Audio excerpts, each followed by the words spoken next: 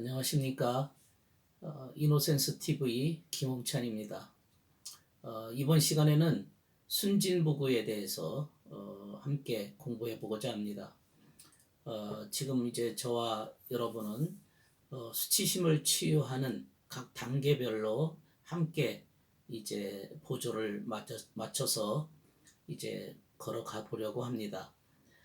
순진무구 수치심을 치유하다 이 책에는 지금 이제 제가 말씀드리고자 하는 부분은 36페이지에 나와 있는 부분입니다.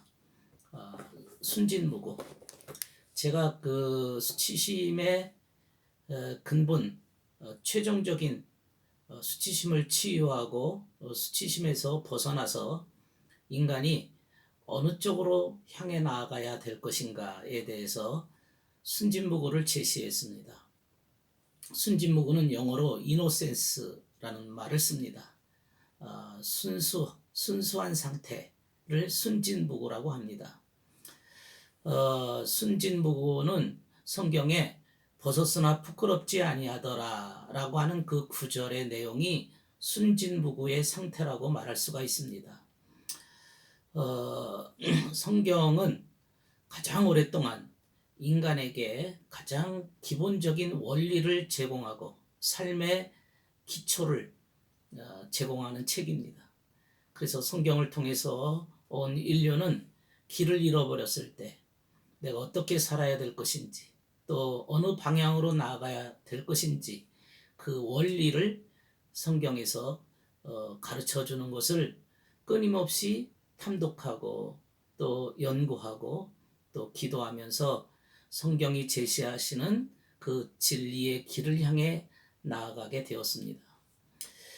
성경에는 그 최초에 등장하는 것이 에덴 동산인데요. 그 에덴의 이야기를 통해서 인간의 그 본래의 모습을 우리가 생각해 볼 수가 있습니다. 그 아담과 하와가 벗었으나 부끄럽지 아니하더라 라고 하는 이야기에서 인간의 본래의 모습이 거기에서 출발했음을 말씀하고 있습니다. 인간은 본래 그런 상태를 유지하며 살았던 존재들입니다. 그렇게 순수하고 정말 깨끗한 상태입니다. 사람이 순수하다는 얘기는 그 사람이 거짓됨이 없이 어떤 숨김이 없이 비밀이 없이 있는 그대로 자신을 드러낼 수 있고 또 상대방도 그런 식으로 인정하는 거죠. 상대방이 아무리 거짓말을 할지라도 순수한 사람들은 그 말을 진실로 받아들입니다. 상대방이 아무리 사기를 친다 할지라도 순수한 사람은 그것을 그대로 한 점 오차도 없이 받아들이는 그런 특징이 있습니다. 인간은 원래 그런 존재들이었습니다. 제가 사람들에게 가끔 이런 질문을 합니다. 에덴 동산에는 몇 사람이 살았습니까? 물어보면 어떤 분들은 아담과 하와가 살았습니다. 2사람이 살았습니다. 그렇게 말을 하는 분들이 있는데요. 사실 아담과 하와라는 말은 개인, 고유 명사가 아니고 일반 명사입니다. 아담이라고 하는 뜻은 한 개인을 지칭하는 것이 아니라 사람이라는 뜻입니다. 그러니까 아담이 살았다는 얘기는 그 숫자적으로는 우리가 알 수가 없지만 수만 명, 수천만 명이 될 수도 있고 우리가 알 수는 없으나 그 시대 사람들을 얘기할 때 한마디로 아담 이렇게 표현하고 있는 것이죠. 아담이라는 존재는 그 시대 사람을 대표하는 그러한 인물입니다. 성경에 아담과 그 아내 2사람이 벌거벗었으나 부끄럽지 아니하더라. 창세기 2장 25절의 말씀은 그 순수한 상태라고 제가 말씀을 드렸는데요. 그 시대 사람들의 상태입니다. 그 시대 사람들이 얼마나 순수했는가를 말해주고 있습니다. 오늘날 우리 현대인들과 비교를 해보면 정말 차이나는 그러한 상태라고 들지 않습니까? 현대인들은 어떻게 하든지 경쟁 구도 속에서 남을 이겨야만 되고 남을 믿지 못하는 그러한 시대 속에서 항상 저 사람이 나를 어떻게 할까에 대한 경각심을 갖고 또 안 되면 또 법적으로 고소 고발이 난무하는 그런 시대 속에 살지 않습니까? 그런데 비해서 그 에덴 시대 사람들은 벗었으나 부끄럽지 아니하더라 하는 순진무구 시대의 사람들입니다. 얼마나 살기 좋았겠습니까? 이 벗었으나 부끄럽지 아니하더라는 구절은 무슨 미개인이나 옷이 없어서 또 뭐 그 사람들이 입을 것이 없어서 그런 구절이 쓰여진 것이 아니라는 사실을 알려줍니다. 그 시대에도 기후가 더울 수도 있고요, 또 추울 수도 있습니다. 여기서 벗었다는 표현, 벗었으나라는 표현은 인간의 상태에 대한 상징적 표현입니다. 그만큼 정직했다는 말이죠. 그만큼 숨길 것이 없었다는 그런 뜻이지요. 숨길 것이 없고 정직하고 마치 어린아이들이 벗어도 전혀 부끄러움을 느끼지 못하는 그런 수준이라고 말할 수 있습니다. 이것이 인간의 본질적 상태입니다.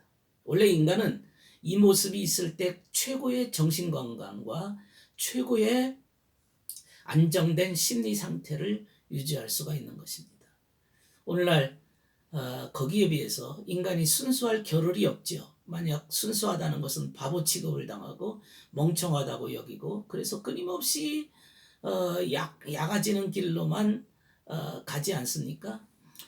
그것은 어쩌면 다른 사람은 이길 수 있는 그러한 경쟁에 성공할 수 있을지 몰라도 개인 내면의 세계는 대단히 불안한 상태고 무질서한 상태라는 사실입니다. 벗었으나 부끄럽지 않았다. 그 시대 사람들의 상태를 의미하고 순수하고 깨끗한 모습을 의미하는데 이것은 역시 주님께서 말씀하신 대로 어린아이같이 되지 아니하면 절대로 하늘나라에 들어갈 수가 없다. 그런 구절이죠. 이것도 상태의 개념입니다. 어린아이 같은 순수 상태를 말하죠. 어린아이 같은 정말 어린아이들도 거짓말도 하고 어린아이들도 아주 좀 문제가 있는 아이들이 있지만 우리가 대체적으로 어린아이 그야말로 이제 아직 그 갓난아이로부터 이런 아이들을 얘기할 때 어린아이 같다, 순진무구 상태다. 그 아이의 얼굴 모습을 보면 마치 천사와 같고 그 아이의 얼굴에서 거짓이나 그 아이의 얼굴에서 무슨 악한 모습이 보이지 않지 않습니까? 그만큼 순진무구 상태는 선한 상태를 의미합니다. 선한 상태. 사람이 이게 선해진다고 하는 거. 그것이 최고의 정신건강이고 그야말로 인간이 최고의 선에 도달하면 우울증과 심리적인 병리 현상은 다 제거될 것입니다. 에덴 동산 사람들은 그렇게 살았습니다. 그렇게 선하게 살았습니다. 그리고 그들은 그야말로 신을 사랑하고 하나님을 사랑하고 또 이웃에 대해서 정직하게 살았던 존재들입니다. 오늘날처럼 뭐 살인하고 간음하고 도둑질하고 거짓말하고 탐심의 노예가 되지 않았다는 사실이죠. 그들은 질서정연하게 살아가는 법을 이미 몸으로 체득했던 그러한 사람들입니다. 그런데 그런 에덴 동산에서 그 금지된 선악을 알게 하는 나무의 열매를 먹습니다. 요 구절을 다시 한번 생각해 봐야 됩니다. 선악을 알게 되는 나무의 열매. 그 나무의 열매를 보았을 때 보암직도 하고 먹음직도 하고 탐스럽다. 이런 구절이 등장하거든요. 보암직, 먹음직, 탐스럽다라고 하는 것은 대단히 환타지잖아요. 환타지. 보한다, 눈으로 본다, 먹는다, 그리고 보기에 탐스럽다. 이것은 인간의 어떤 감각적인 산물을 얘기하고 있는 거죠. 감각. 그런 이 감각이 이렇게 동했던 것이죠. 그 나무의 열매를 먹지 말라고 했는데 그 나무의 열매를 보는 순간 보암직도 하고 먹음직도 하고 지혜롭게 할 만큼 탐스럽다라고 하는 어떤 욕심과 감각적인 동기가 끌려 나왔던 것입니다. 그러니까 그 나무의 열매를 먹게 되는 그 동기는, 모티브는 감각에서 출발합니다. 예, 감각에서 출발합니다. 이게 인간의 상태가 이제 감각으로 모든 문제를 판단하고 감각의 기준에 맞춰서 인간이 행동을 하기 시작하면 반드시 이제 여기서부터 문제가 발생합니다. 인간은 감각적 존재가 아니거든요. 감각을 지배하는 또 다른 눈이 존재하거든요. 동물들은 감각에서만 움직이는 존재들입니다. 감각. 동물들은 그 감각으로만 행동하고 감각적으로 자신이 뭘 먹어야 될지 어떻게 행동해야 될지를 감각적으로 움직이는 존재들이지만은 사람은 감각을 지배하는 또 다른 이성이 있습니다. 야, 이러면 안 되지. 이건 법을 어기는 거야. 이러면 다른 사람한테 피해를 주는 거야. 그리고 그 이성 위에 또 양심의 세계가 또 존재합니다. 그래서 인간이 양심에 스스로 판단했을 때 자신이 어떻게 행동해야 될지를 양심이 가르쳐 줍니다. 그리고 더 높은 세계가 지각의 세계인데요. 이런 세계들이 더 높은 세계가 존재하기 때문에 인간의 행동을 규율하는 거죠. 감각에만 움직이지 못하도록 높은 눈들이 나를 지켜보면서 자제를 시키고 행동할 그 어떤 방향을 제시하고 있습니다. 그런데 인간들이 이런 것들을 다 무시하고 보암직도 하고 먹음직도 하고 보기에 탐스럽다라고 하는 이 감각이 동기가 되어서 얼른 그 나무의 열매를 먹게 됐다는 얘기 아닙니까? 이렇게 먹었다는 얘기, 감각으로 모든 것을 판단했다고 하는 이 주제가 인간의 변질의 시작이 되었던 것입니다. 그것을 함축적으로 아주 줄여서 아담과 하와가 그 열매를 먹었다라고 하는 구절로 표현하고 있는 것이지, 그 열매 하나 먹었다고 그걸 죄인이라고 말하기에는 인간을 너무 모르는 처사가 아닙니까? 다시 말해서 수치심도 이런 경로가 존재하고 있다는 사실을 알아야 됩니다. 인간이 이 수치심을 갖게 되는 동기도 이 감각적으로 모든 것을 판단하기 시작하면서 수치심도 발생하게 된다는 것을 우리가 알아야 됩니다. 수치심 이전에 이성과 양심과 지각의 세계로 들어간다면 수치심이 들어올 수 있는 그러한 것을 막을 수 있죠. 보암직도 먹음직도 탐스럽다라고 하는 표현을 통해서 인간은 감각에 그만 심취해버리고 말았다, 그런 얘기죠. 예. 그래서 그 열매를 먹었다, 나무의 열매를 먹었다는 것은 소화시켰다는 거거든요. 소화시켰다고 하는 것은 인간이 그런 상태로 이제 익혀졌습니다. 완전히 만들어졌다, 이런 얘기죠. 소화가 되면 본인의 피가 되고 살이 되는 거니까 자기 것이 되는 거죠. 그래서 감각의 산물로 인해서 인간은 그런 식으로 자기 존재 자체를 만들어 버렸다라고 하는 것을 얘기하고 있습니다. 그러나 하나님께서는 선과 악을 알게 하는 나무의 열매만은 먹어서는 안 된다.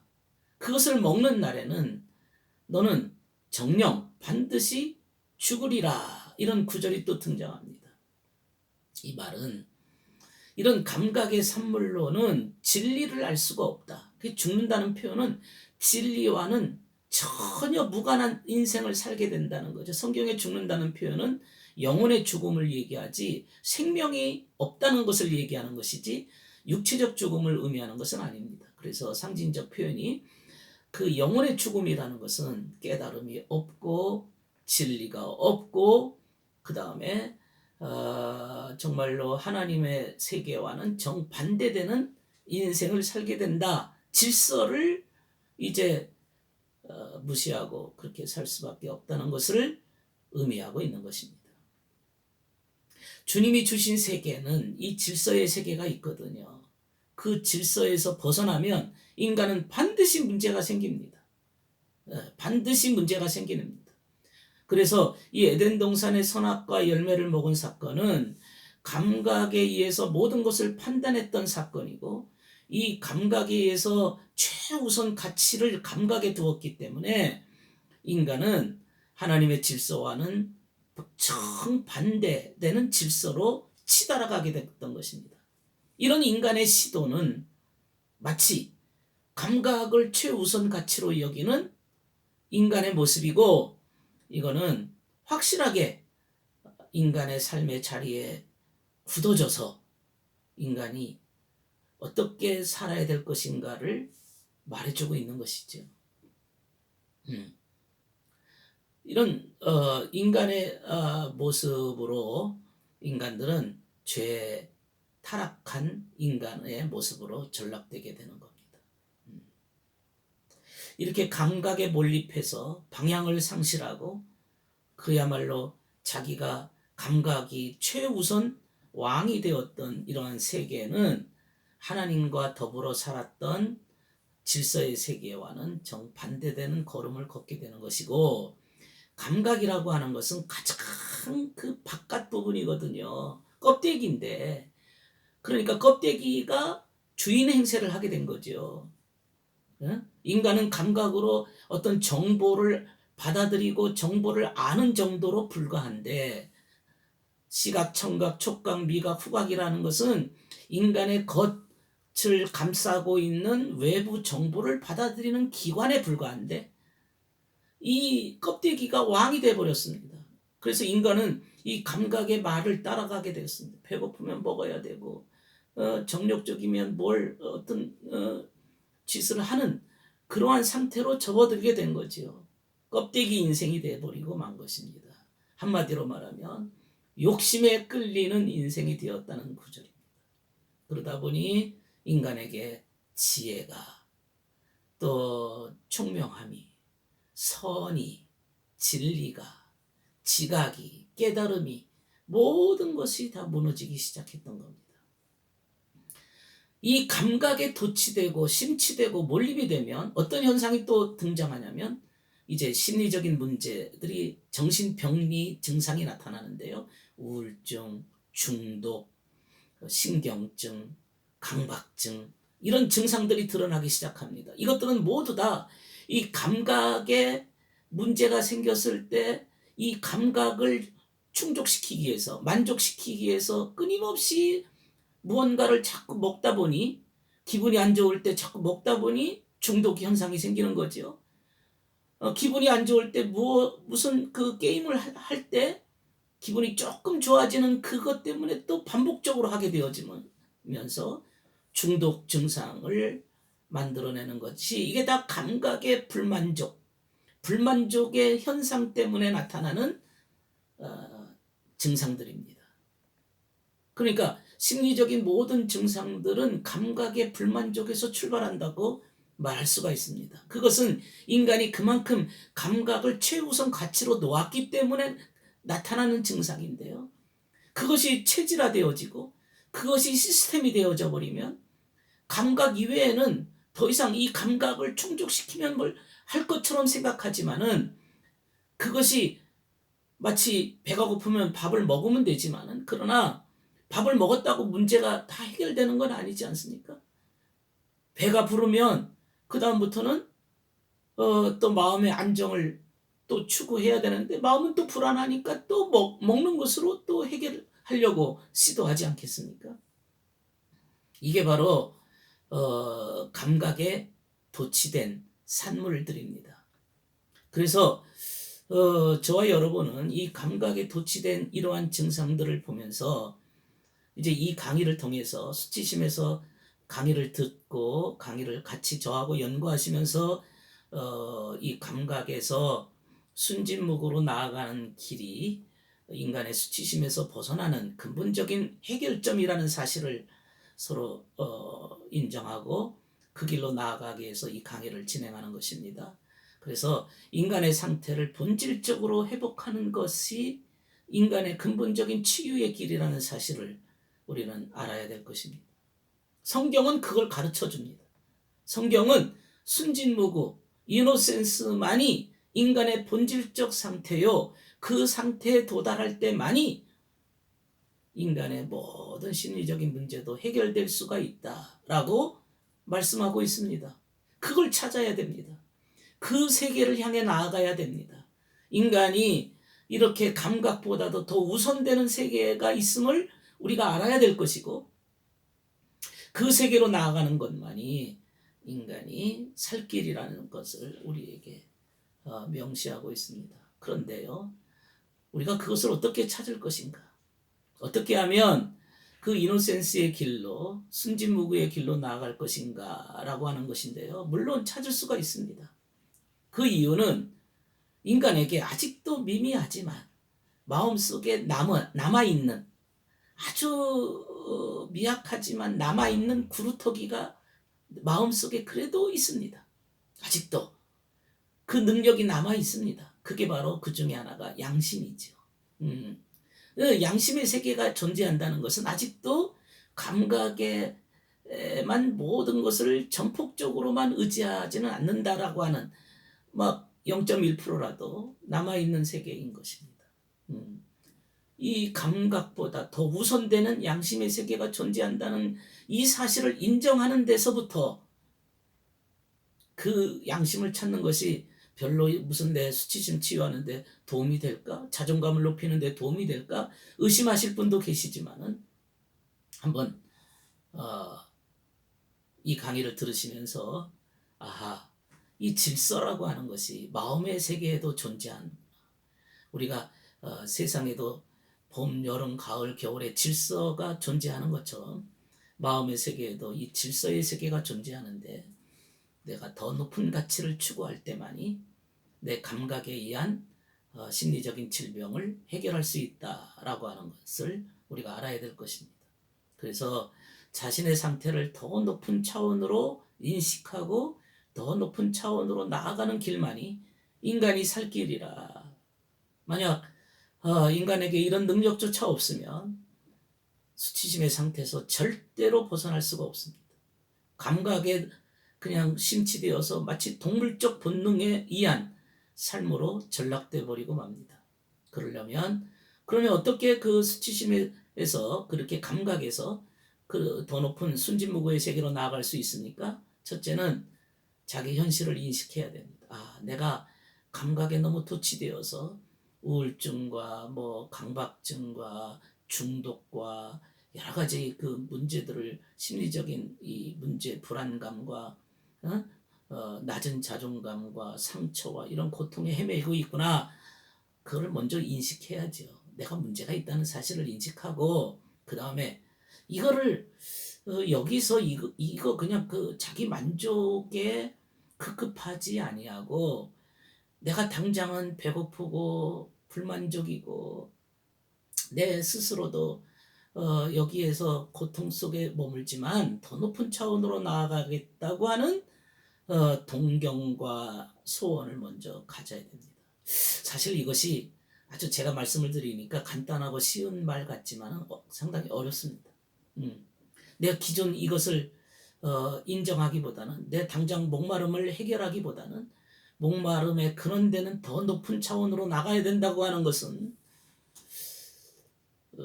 그간에 끊임없이 만족을 추구했던 인간들에게는 굉장한 십자가의 길이고 고통의 길입니다.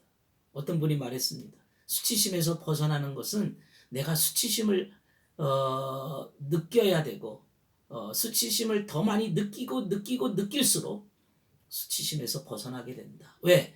수치심이 지금 내게 온 것은 수치심을 안 느끼려고, 내 안에 쪽팔리고 창피하고 부끄럽고 남사스럽고 면목 없고 이런 것들을 안 느끼려고 끊임없이 뭘 먹었다든지 포장했다든지 뭘 행동을 했다는 그것 때문에 오늘날 나의 모습이 되었는데, 차라리 수치심을 느끼자. 쪽팔려도 좋다. 창피해도 좋다. 얼굴이 나 뜨거워도 좋다. 차라리 수치심을 더 깊이 느끼면 느낄수록 수치심에서 벗어난다고 말을 했습니다. 그 말은 맞습니다.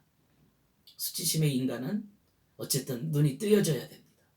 그리고 더 높은 차원을 향해서 뭔가 나아가고자 하는 그런 마음을 가져야 됩니다. 그만큼 우리들은 너무나도 혼란스럽고 무기력한 상태에 있었습니다. 가족 연구가들은 수치심의 원인을 다 가족에서 어린 시절에서 찾습니다. 그들도 나름대로 연구를 했지만은 그러나 그것으로 근본적인 문제를 해결하기에는 어렵습니다. 왜냐하면 내가 나에게 그 수치심을 안겨주었던 그 부모는 변하지 않고 또 그런 가족, 온전한 가족을 찾아볼 길도 없습니다. 그러므로 수치심은 이제 내 스스로 해결하는 길밖에는 없습니다. 어떻게 해결하느냐? 진리가 나에게 제시하는 그 질서대로 나아가면 반드시 수치심에서 해결될 것입니다. 한번 저와 함께 그 길을 따라서 함께 가시다 보면은 어느새 변해 있는, 어느새 성숙한 나의 모습이 스스로도 느낄 정도로 발견하는 그런 때가 올 것입니다. 믿고 따라와 주시고 이 강의에 대해서 많은 분들에게 소개해 주시고 구독과 좋아요를 눌러 주시면 이제 저도 힘을 내서 더 열심으로 강의해 보도록 하겠습니다. 감사합니다.